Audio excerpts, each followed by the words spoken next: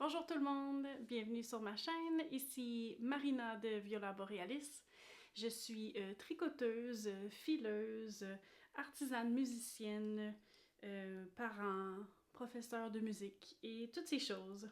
Donc aujourd'hui, j'aimerais faire un retour sur ma semaine de relâche qui a été vraiment reposante, vraiment inspirante. Et j'aimerais vous proposer mon petit lookbook printanier. Donc, je me suis sentie vraiment inspirée par le niveau de luminosité qui est avec nous ces temps-ci. Et puis même, j'ai eu comme un choc en réalisant que en fin de semaine prochaine, il va faire plus de 15 degrés Celsius ici à Montréal. Donc, ça veut dire que je vais pouvoir faire mes entraînements de vélo à l'extérieur. Donc ça, là, ça c'est un grand pas vers la bonne direction. Parce qu'après tout un hiver à s'être entraîné à l'intérieur, j'ai hâte d'avoir le vent dans les voiles. Donc, aujourd'hui, je vais peut-être me faire poser la question parce que j'évoque le printemps avec ce chandail. C'est un design de Marie-Christine Lévesque. Il s'appelle toujours En vente sur Ravelry. Le chandail Rebecca. Donc, c'est un chandail qui a été conçu en collaboration avec les arts textiles du Témiscouata.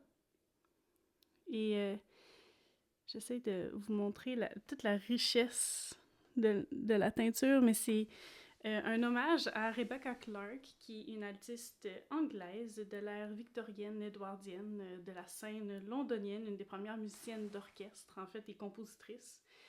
Et les arts textiles du Témiscouata, donc Christine, avait conçu un coloris Rebecca sur une nouvelle base qu'elle lançait à ce moment, qui est la base camomille.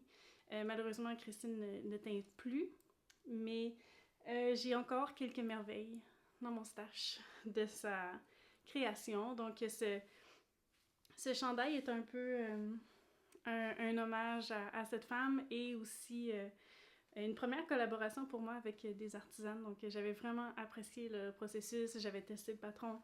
On avait fait un meeting au début pour discuter design, pour discuter de quelques teintes possibles. Donc, ça a été une belle opportunité pour moi d'y mettre mon grain de sel. Donc, semaine de relâche,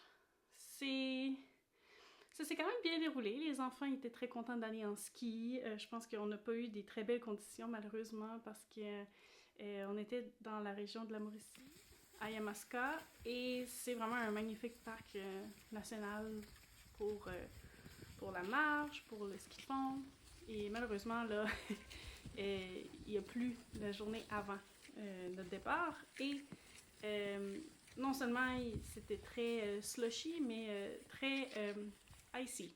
Donc c'était assez dangereux de se péter la margoulette sur la glace. Mais les enfants ont quand même bien fait ça.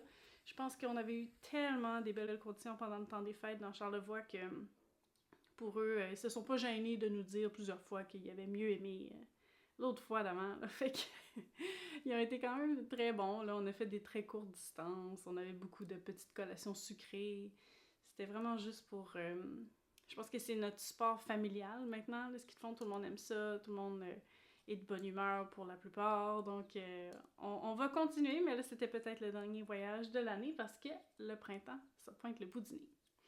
On a loué un assez beau chalet, je dois dire, avec magnifique toit cathédrale et vue sur un beau lac où les gens allaient pêcher.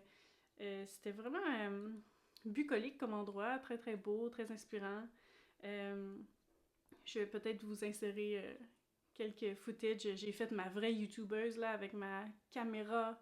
Je me suis promenée, j'ai fait un Airbnb tour pour vous, donc vous allez pouvoir vous mettre dans mes souliers pendant quelques instants. Je pourrais vous parler du projet que je tricotais là-bas. Donc, en route vers Yamaska, j'ai mis sur mes aiguilles la fameuse jupe de Albiona. la semaine dernière. Donc, c'est pas un modèle qui est en test en ce moment, c'est pas un modèle qui est disponible en ce moment sur Ravelry. C'est un pré-test. Donc, c'est vraiment la designer qui m'a contacté en message privé, qui m'a demandé si je voulais le tricoter avec elle. Et puis, on s'envoie des updates en privé de temps en temps. Donc, je vous montre mon avancée. J'ai choisi la magnifique Nitiden. C'était dans le coloris Val. C'était un coloris que j'ai acheté, je pense, en 2020 ou 2021. Et puis là, ben, voici le début d'une jupe. Donc ça, c'est la bande qui sera repliée et avec un élastique, parce que là, dans le moment, c'est déjà assez grand, je dois vous dire, là, mais tu sais, ça fait exactement comme le tour, mais tu sais, ça va tomber, là. Fait que, ça va prendre un petit élastique, mais qu'est-ce qui est vraiment le fun, là, je vais essayer de vous montrer. Ah oui. Donc, de chaque côté, il y a comme un panneau d'augmentation. Donc ça va être sur le devant.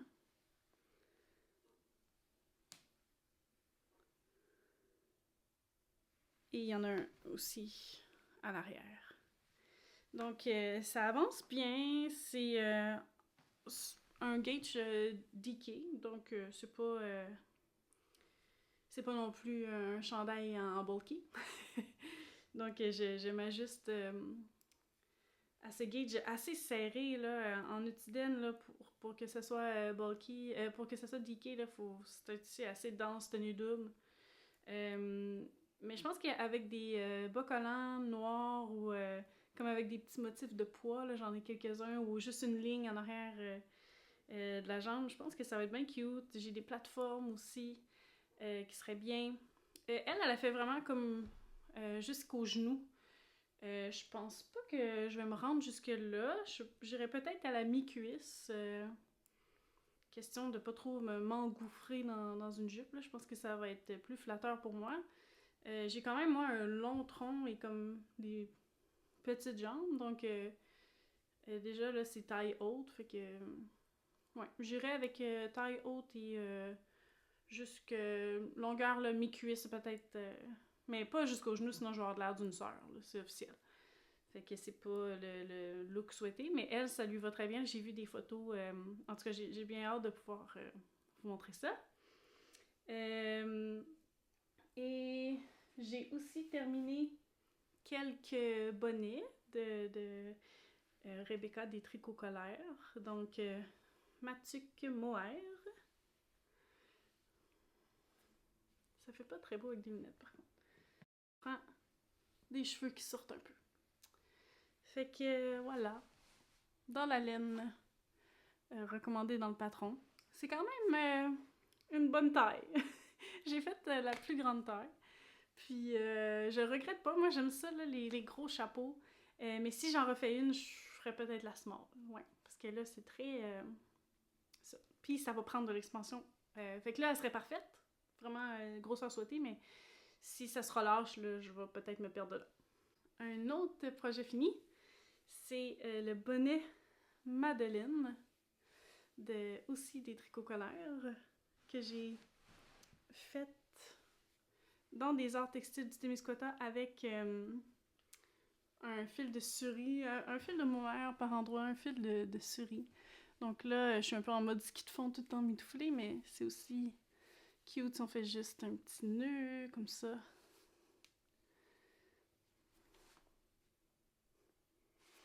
Avec une petite mèche en avant aussi. C'est plus cute. Fait que j'aime bien ce petit bonnet printanier aux couleurs justement de printemps, mauve. Je trouve que ça fait très printemps. Et c'est un test là, avec des restants. Vous voyez, il y a une grosse démarcation aussi. Là, c'est pas très professionnel. Là.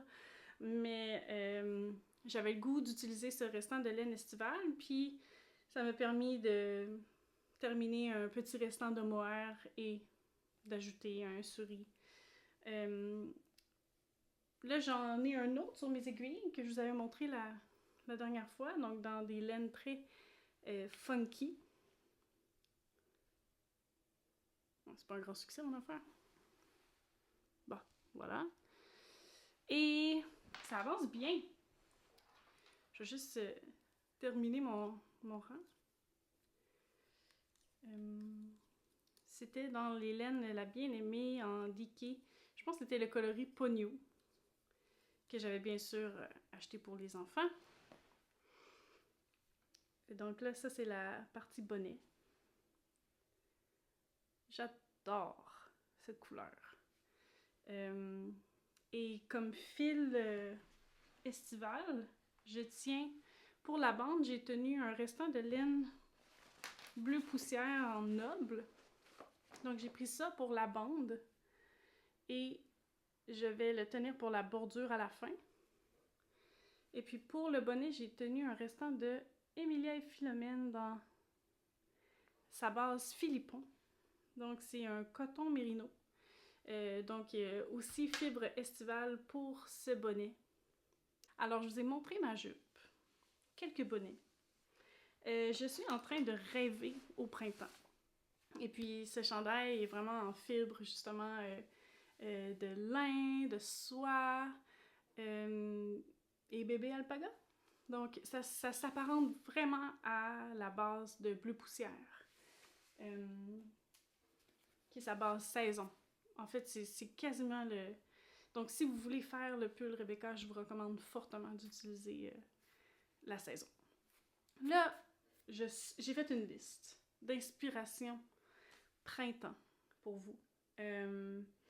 C'est ce que je compte tricoter dans les prochains mois, disons mars, avril, mi-mai, mettons. Ce serait vraiment là, comme un 2 mois et demi pour tricoter une petite garde-robe, capsule de lookbook printanier. Donc, je commencerai pour aller avec ma belle jupe. Je la vois avec un t-shirt blanc ou noir et une veste sans manches. La Caroline's Vest de Vanessa Pelisa. Je pense que c'est une dame qui travaille avec B. Mandarins. Donc, si vous aimez son esthétique très whimsical, vous allez aimer ce débardeur. Donc, c'est une veste sans manches. Et pour les premières tailles, je pense que c'est possible de faire avec un écheveau de Nutiden. Donc, pour les autres tailles, ben, c'est sûr que là, il faudra regarder les quantités, mais la Nutiden, c'est très surprenant à quel point ça peut couvrir beaucoup de métrages quand c'est tenu simple, parce que le fil peut vraiment s'accommoder à plusieurs gauges et plusieurs échantillons. Donc, celui-là, je me souviens plus du nom exact de la coloris, mais du coloris, mais c'est comme un genre de moutarde... moutarde à l'ancienne. Allons-y avec ça. Puis je vous avais dit que j'allais pour un petit look là, années 70 avec mes plateformes et ma jupe la semaine dernière. Donc ça irait dans ce outfit. Puis je mettrais comme un t-shirt oversize mais rentré dans ma jupe. Tu sais, avec quand même des manches assez larges. Puis le débardeur en col en V. Donc très hâte de voir ce look réalisé. Ensuite... Là, je suis... aujourd'hui, j'ai failli, j'ai pensé à ça, de mettre sur mes aiguilles, le clair de lune. Le clair de lune de Paul TB. Je vais juste vous montrer, c'est dans ce magazine Fibre de Pure Laine. Je ne vais pas vous montrer comme trop des détails du patron, mais peut-être une photo du design serait bien. Donc, c'est ce magnifique objet dans cette magnifique designer Paul TB que j'adore, que j'ai fait plusieurs déjà de ses patrons, souvent testés pour Paul, puis ses patrons sont tellement uniques, à la fois uniques, intemporels, passe-partout, toujours un côté comme pratique, mais d'une façon dont on n'avait pas pensé. Genre son rifler. C'est un chandail très boxy, mais cintré à la taille. C'est un drop shoulder. Puis vraiment là, un basic simple. On pense Ralph Lauren. Vraiment là, tous ces beaux vêtements très très classiques. Sauf que Pour rendre une petite twist à la pôle, ben là, il y a comme 2 patchs de brodé avec des fleurs. Donc, tu peux faire dans un coloris contrastant ou dans le même fil ou en mohair, par exemple. Ça peut être très subtil ou ça peut vraiment comme flasher. Tu peux faire les broderies n'importe où, mais le patron comme préconise alentour des coudes. Donc, le rail-fleur, j'en ai déjà fait un. Je l'ai donné à ma mère. C'est certain que j'en veux un autre, mais ça, j'ai un projet de vidéo spécial pour ce chandail. Donc, je vais vous en reparler entre-temps. Mais pour le moment, moi, j'ai le goût du clair de lune avec un fil de Fiber Tales. Ça, on se souvient que j'hésitais pour le chandail de mon mari à utiliser cette laine. Le fil de Fiber Tales dit que c'est un worsted, mais c'est quand même un fil assez fin. Ça vous dit pas grand-chose que je vous montre ça, hein? Je vous le montre pareil. Donc, je pense que je vais faire un premier échantillon avec un fil de Fiber Tales et un fil de Nutiden. Si mon échantillon n'est pas concluant, j'ai des écheveaux, j'ai des plates de Nutiden qui sont plus récents, donc plus de type DK, worsted, par un brin. Et là, j'ajouterai un autre brin. Donc, c'est Nutiden tenue double, mais ça, c'est ancien Nutiden très, très, très fin et gros Nutiden. Vous voyez la différence? C'est quand même énorme, là. Donc, à voir. J'ai des tests à faire, mais ce que je veux avec ce chandail, avec ce cardigan, c'est que ce soit comme un genre de manteau de printemps. Donc, il sera peut-être pas aussi fluide et mou que celui proposé par Paul. Il va être plus rustique, il va avoir une tenue plus rigide. Et, tu sais, je me vois vraiment, mettons, comme aller acheter du lait vite fait au dépanneur avec ce cardigan. Donc, c'est ma vision pour ce morceau printanier. Ou aller au parc avec les enfants. Tu sais, c'est quand même, on est actif, mais on veut pas être trop chaud, on veut pas être trop froid. Ensuite, il y a le Cloud Sweater qui me tente depuis un bon moment. Et j'ai ici comme potentiellement la plus belle quantité chandail de l'univers, en bleu poussière, coloris Bewildered. C'est tellement beau. C'est dans la base saison. Avec la base Nebula. Les variations de couleurs là, dans la Nebula, ça fait mourir. Je sais pas si vous voyez à la caméra, mais moi, ce que je vois en personne, là, regardez ici le petit mauve.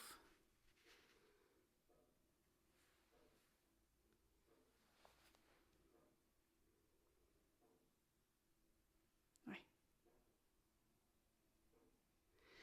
Donc, j'ai 2 écheveaux de chaque. C'est un gauge assez aéré.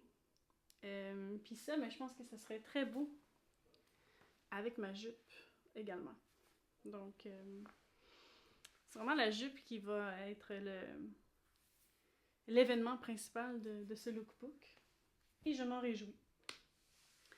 Donc, il y a un dernier projet que j'aimerais faire, c'est un camomille, donc un foulard de tête en fibre estivale. Donc, j'en avais fait en fibre, en laine filet main.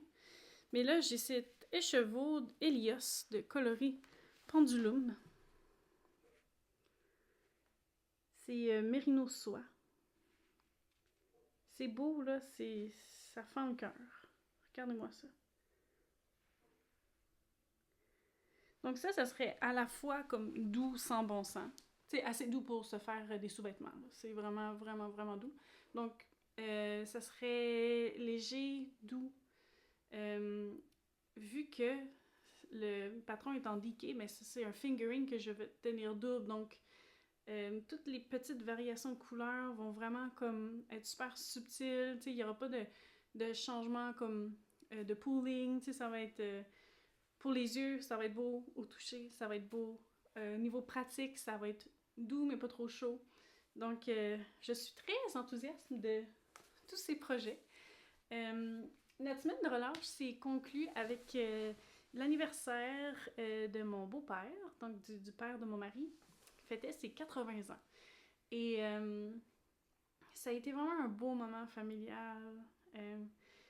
Tavia a joué du violon pour lui. Lui, il a comme, à la fin, là, on lui a demandé de tout réciter son arbre généalogique depuis comme les premiers colons de sa descendance qui sont arrivés au Québec. Donc, c'était vraiment impressionnant là, de partir des années 1600 jusqu'à aujourd'hui, de réciter chaque génération par cœur, le nom, le métier, quel âge se sont mariés. C'était de toute beauté à voir cognitivement, et c'était très touchant comme de voir tout le processus de cet intellectuel qui a juste comme mémorisé son arbre généalogique. Je comprends mieux mon mari maintenant et ses gènes. Mon mari qui est un scientifique. Donc, ceci explique cela. Ça a été vraiment le fun. Mon beau-frère avait amené des fleurs, puis là, avec les enfants, on a tout décoré la maison. Ça a été vraiment dans le doux, dans l'amour, dans la bienveillance. Ça a été vraiment une belle façon de clore les festivités de la semaine de relâche. Donc, j'espère que cette vidéo vous aidera à faire vos choix pour le printemps. Si vous avez envie de tricoter certains patrons avec moi, ben, vous savez maintenant qu'est-ce qu'il y aura sur mes aiguilles. Là, aujourd'hui, je sentais le castonitis, qui est vraiment une grave maladie de tout mettre sur ses aiguilles.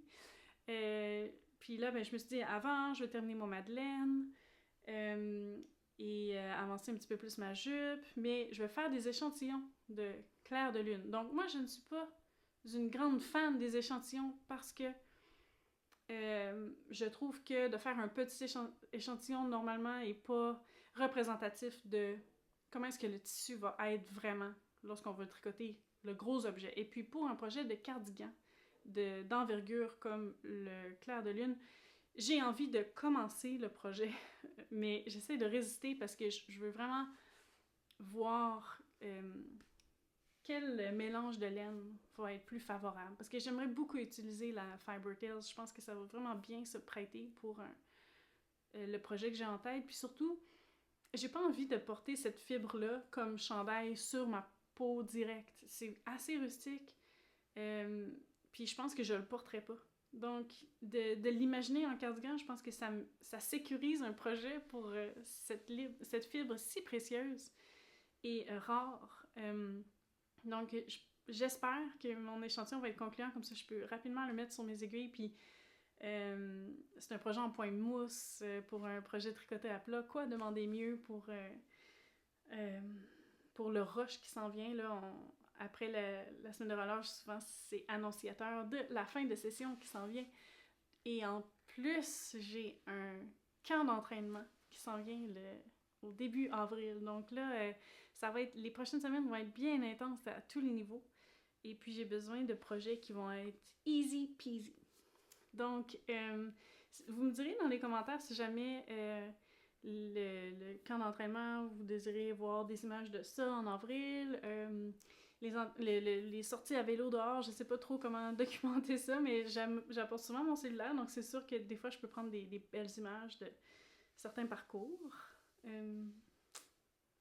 C'est pas mal ça pour aujourd'hui. Je vais vous insérer du footage ici et là de ma semaine, puis on se revoit bientôt.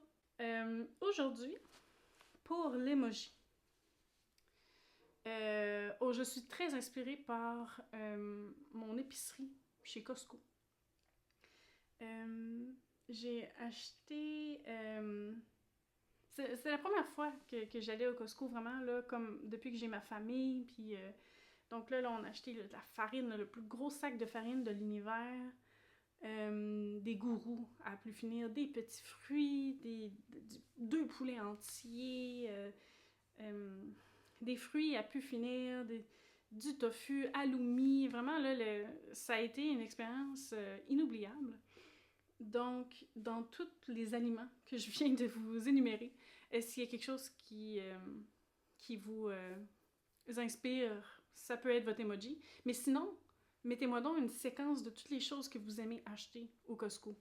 Comme ça, je pourrais les ajouter à ma liste la prochaine fois. Oh, quelle bonne idée. OK. Alors, ça va être l'emoji tout ce qui est chez Costco. Voilà. Donc, on se reparle bientôt et merci d'avoir été là.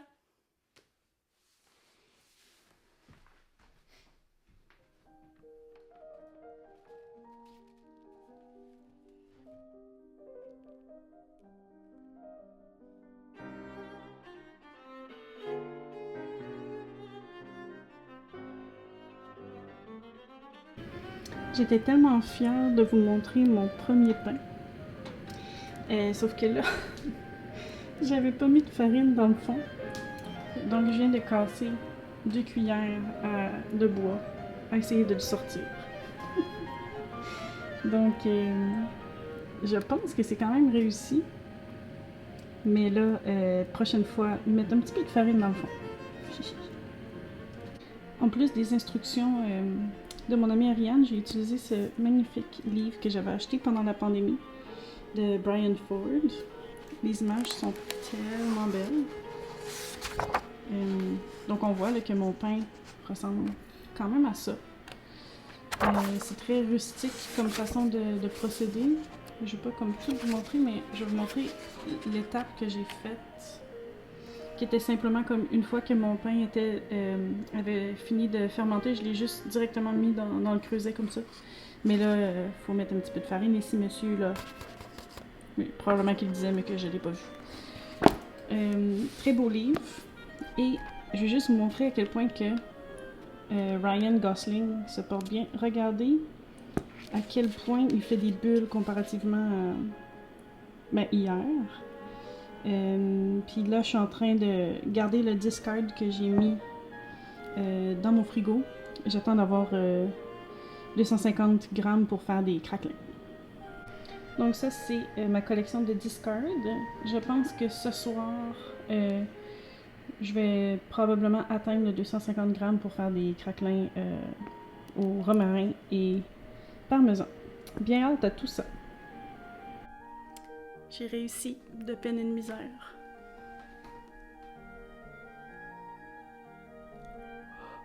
Je suis tellement en sueur.